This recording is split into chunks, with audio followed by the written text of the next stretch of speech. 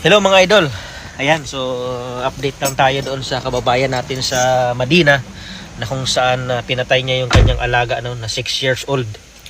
So kalunos-lunos yung ginawa ni kabayan na ayon sa source natin is nasaksak. Hindi pa malinaw ang detalye. Tolero pa si kabayan, di pa gaanong di pa gaanong makausap ng maayos. Siguro nabigla din siya sa nangyari, guys. And nakakalungkot lang na meron tayong kababayan na naman na alam na natin pagka nakapatay ng gano'n national Saudi national bitay po talaga yung magiging nila diyan. Lalo na talagang bata tsaka napatunayan na pinatay talaga, malinaw talaga. Saklap. Kaya tip ko sa lahat ng mga nasa Pilipinas, kamag-anak natin yung mga OFW dito sa abroad.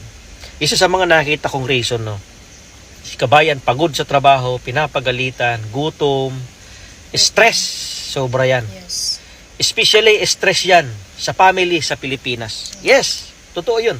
Maliban kasi kaya pang i-handle yung stress dito sa ibang bansa. Yung pagod, puyat, kaya pa natin yan .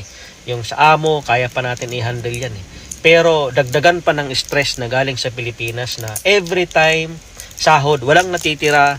Isa yan sa ako, na-experience ko yan. Karamihan sa mga OFW, na-experience po talaga yan. Na kung saan, alam mo yun, yung tipong buwan-buwan na lang, padala, halos wala talagang nangyayari. Yun yung nasa isip lagi natin . Putik anong buhay to. Diba? Papakapagod ka, puyat ka, tapos puro problema pa. Yung ibang, ito, kababayan kasi natin . Hindi naman lahat, pero yung ibang kababayan natin dyan sa Pilipinas, diba? Pinapasa yung mga problema nila dito sa abroad, yung mga kamag-anak nila dito sa abroad. So, ibahin po natin, tigilan po natin yan. Instead, pagaanin po natin lagi ang utak nila, ang isip nila. Wag puro kailangan magpapadala, ganitong problema.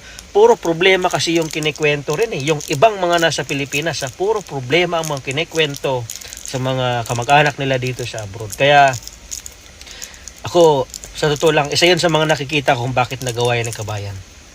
Nakakalungkot man, pero yan, nangyari. Lesson learned sa lahat ng mga kababayan natin, sa lahat ng mga pamilya dyan sa Pilipinas na mayroong mga kamag-anak dito sa Pilipinas na instead na kayo yung mag-comport sa kanila para at least hindi sila gaanong ma-stress, hindi sila mamroblema, diba? So, kayo pa mismo yung nagbibigay ng problema para mas lalong bumigat yung pakaramdam ng kababayan natin dito sa abroad.